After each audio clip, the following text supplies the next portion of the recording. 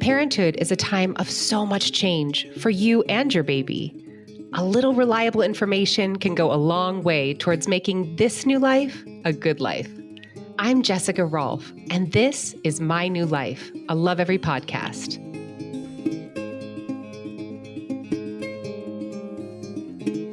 If you've ever tried to learn a second language, you likely understood what others were saying long before you could engage in a two-way conversation. Babies are no different. Their understanding of language comes well before their ability to speak. This can also be the case with their motor skills. Most babies will wave bye-bye before they can say the words. These are a few of the reasons signing works so well for babies. It gives them a means of communicating well before they can verbally form words. Plus, research shows that babies who learn basic sign language develop pathways for communication sooner than they would otherwise. Joy Jackson has been using sign language with her daughter Lyric from the time she was 4 months old. I asked her why she chose to teach her daughter sign language. So it's funny that it started by me watching Meet the Fockers a very long time ago. I know that sounds like super superficial, but I just was so entertained by that movie. Robert De Niro's grandson, or the child that played his grandson, used baby sign language in that film, and that was 2004. So I was right out of college, not even thinking about kids, but I just found it extremely fascinating and just kept it in my head for all those years. And then 14 years later, when I had my daughter, that is when I signed up on my registry to receive all kinds of baby sign language books because I just never forgot. I'm like, I'm definitely going to do this thing. And that was where it started. I remember saying when my daughter was an infant, like, I want to know her thoughts.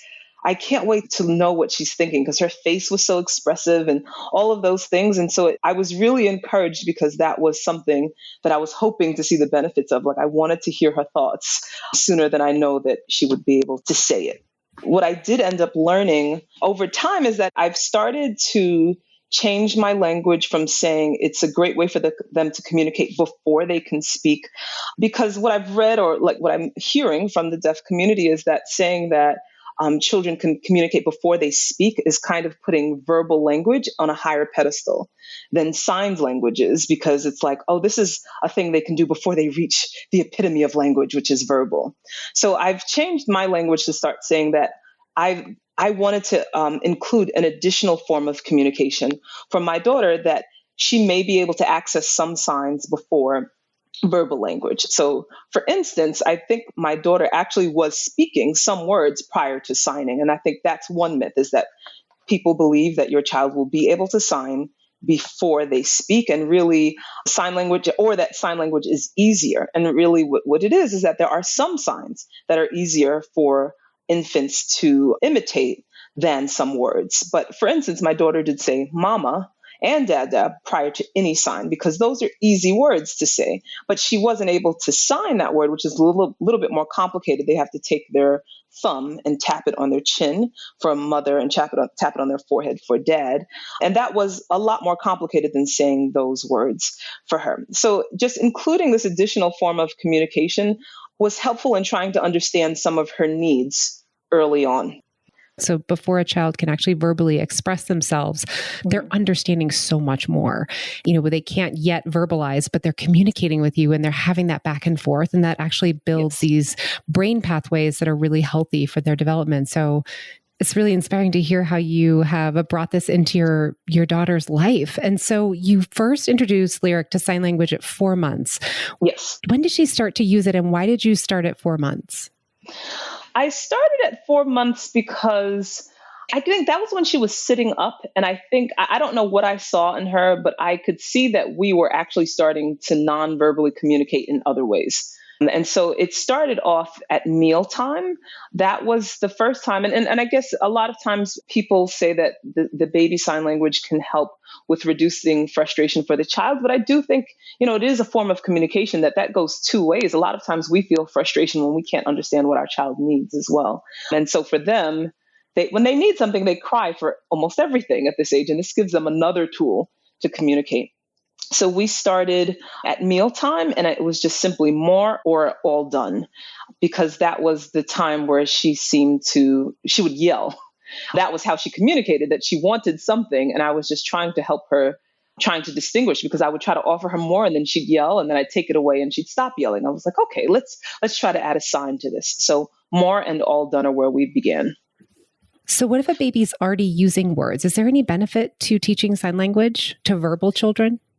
Absolutely. And I think if you're using both languages or trying to incorporate ASL signs along with your verbal language, you'll see that there will be some words that they can't speak yet and some signs that they can, and it's an interchange. So it's, just like with any verbal language, it's a continuum. It's not like, oh, this is complete. Certainly there's no child that you'd look at and say, well, English is complete or Spanish is complete. Now we can move on to a different language. Since it's happening on a continuum, to me, I've found a lot of value in continuing to immerse her in both as much as possible. And I've heard some misconceptions. So like signing interferes with learning how to speak. What are some other common misconceptions about sign language and teaching babies sign language? Yeah, there are a number that I've discovered. And one is that teaching children to sign will prevent tantrums. And so, again, realizing that communication goes two ways. And if you're actively using the sign, the goal is not just for your child to use it, that you're using it also, is that a lot of what ASL signs do is help the adults to reduce their frustration, because it helps you to understand your child. As my daughter has reached toddlerhood, I've found it really helpful when she's using baby talk and you can't understand her words. If she signs along with speaking, sometimes it definitely helps me. It confirms what it is that she's trying to say. But the other piece is that learning to use a different language doesn't prevent developmentally appropriate behaviors. So a 2-year-old is a 2-year-old. And if they want something and they know how to communicate it now in verbal language and assigned language, they're just going to demand that thing more. It doesn't make them not cry or get upset or want that thing instantly. So if they're signing something that you can't give them or the answer is no to, they will still have that tantrum because now they have two ways to communicate with you. I have a couple of instances on my page where I've asked my daughter, are you ready to go to bed? And she will furiously sign no while crying. Absolutely not. I don't want to go to bed. So again, I think a lot of it can reduce some frustration, but know that you will still see the developmentally appropriate behaviors play out in the same way, because again, it's just an additional form of communication for them to make their demands on you. So there's no 100% cure for tantrums. Okay, we get it. You mentioned ASL. My brother uses adaptive sign language. He has special needs and he's I call him my little brother. He's 37 years old and he has adapted certain signs. He's got, a number of signs that he uses that are not possibly accurate in ASL, but we've adapted those signs. And I think that happens sometimes with babies as well. Can you talk more about the difference between baby sign language and ASL? Absolutely. So American Sign Language is a language like any other with complex grammar. The facial expressions and mouth morphemes, which if you watch someone who is deaf using sign language, you see different mouth shapes that they're making. That is actually part of the language. All of that is ignored in baby sign language. Baby sign language just adapts ASL signs and isolates them without the grammar. So essentially, it almost should be called, or just should be called American Sign Vocabulary. I think that would probably be a more accurate term, because the language, like any other, is very rich and there is culture. There are dialects of it that I've learned. I've seen a whole page on African American signed vernacular. So there are different cultures in different regions of the country where signs will vary, and all of that is not taken into account with baby sign language, which is just simplified vocabulary that is taken from ASL signs.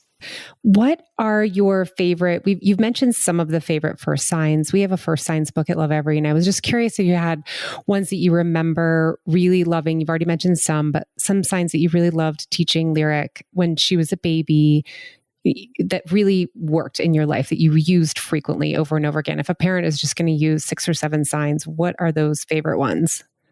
So I mentioned more and all done. I would add to that help. So help was something that a baby needs all the time. And so it was a sign that I focused on. She was sitting up, but would roll over easily. So before I'd lift her, I'd say, do you need help? Or she dropped something. Do you need help? It was a sign that I used so often. And I think after More and All Done, it was the next sign that she picked up and used constantly. After that, I started to label things in her world that she got really interested in. And so that was things in nature, bird. Water was helpful, but a very difficult sign. You have to create the letter W by putting your thumb over your pinky for water. That is very difficult. She still can't do that at 2 years old, but she would tap her hand on her chin. Something that was fun was dance. And she would sign that every time she heard music, indicating that she wanted to dance or wanted us to dance with her. Oh, it's so cute. So how many signs does Lyric have, or how many did she have at, let's say a year? Like, what can parents kind of expect? At a year, I would say she had 3 or 4, and that would be the More All Done. And then again, here's what's tricky. At that age, those were the signs that she could produce herself. Again, because the language is a continuum, she demonstrated understanding of more signs than she could actually produce. But she was just beginning at 11 months. So I would say about 4. And then once it's either brain development or once she saw the benefits of being able to communicate with me in this way, it kind of picked up from there. And that's when I committed to it more and started doing all of the research that added to just the baby signs that I was doing. Yeah, I love hearing that. We talk about how research shows that babies who learn this basic sign language develop those pathways for communication sooner than they might otherwise. And again, that babies are taking in and they can kind of receive language and understand you before they can express it themselves. So that's super helpful to kind of hear that come alive with you in Lyric. So is teaching your baby sign language considered bilingualism? Because the research is so clear that bilingualism is so healthy for brain development and really does enrich those pathways for communication. And I think that's the link, right? That you're enhancing the pathways of communication. You're also creating alternate paths for the same word, that there are different ways to express that.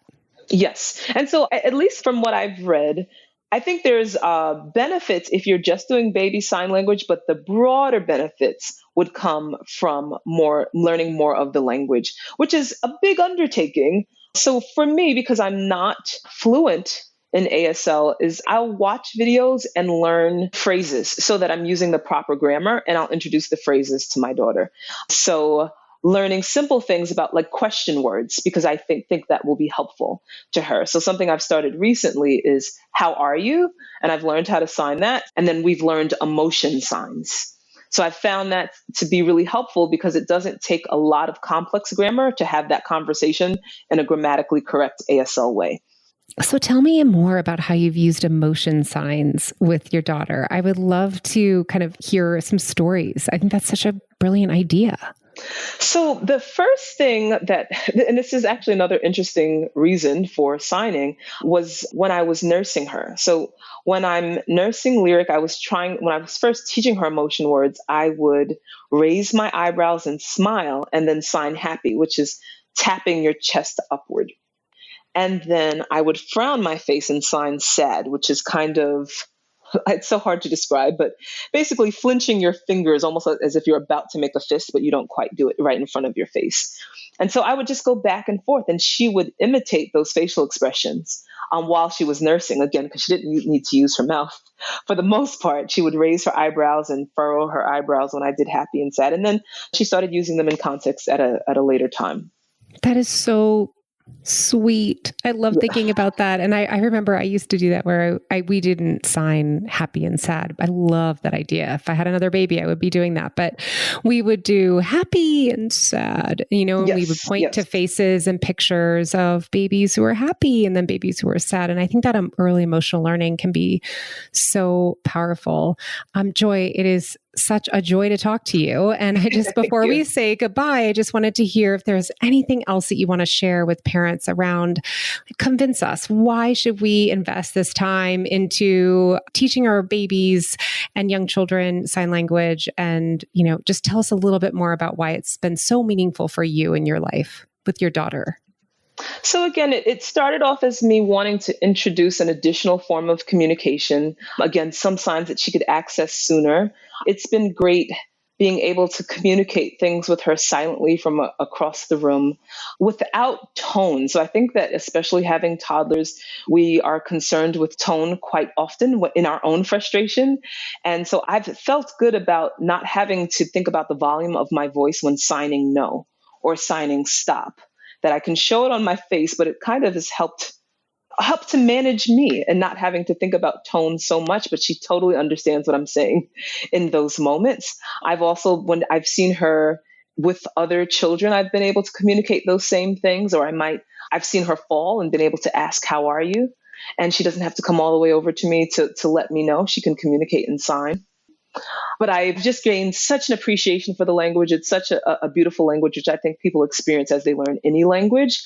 And there's a whole culture behind it that I would love my daughter to be immersed in as she gets older. I want us to kind of take that journey together. And at this point, I don't think there was any other language that I really had any chance of learning. This is one that I feel like, because of the number of resources, it's something that felt a little bit more tangible to me with work, but something that I'm hoping to be able to add to the list of things that I can say that I can do that'll also benefit other people, because there are a number of people that don't have access to the content that we deliver because so many of us don't know sign language. And I really do think it's something that should become mandatory for a number of us, because we're marginalizing a big percentage of our population by not knowing this language. That is so inspiring, Joy. And it's so fun to think through this interview. I just have these images of you and Lyric, and I've seen some of the videos of you and your daughter, and they're just the sweetest. So thank you so much for being with us today. We've loved it. Thank you so much. It was my pleasure. I didn't realize there was so much to know about baby sign language. Takeaway number 1, consistency is key, and learning a second language takes patience. The child has to be immersed in sign language, like any other language. Takeaway number 2, in addition to signs like more and all done, 2 popular baby signs, help is also a very helpful sign. Babies need lots of help, and this sign can be incorporated into a baby's conversation regularly. Dance is also a fun one, and emotion signs are great for toddlers in particular. Takeaway number 3, signing can reduce frustration for both parent and child because it gives you another avenue for communication. However, if your child is asking for something that you don't have or are not yet willing to give them, knowing the sign will not prevent them from getting upset. You can find more sign language tips on the Lovevery blog at lovevery.com. You've been listening to My New Life. If you think this episode might be helpful to a fellow parent, please share. And if you'd like to learn more about the topics discussed in today's show, head over to lovevery.com. That's LOVEVERY.com. I'm Jessica Rolfe. Thanks for listening.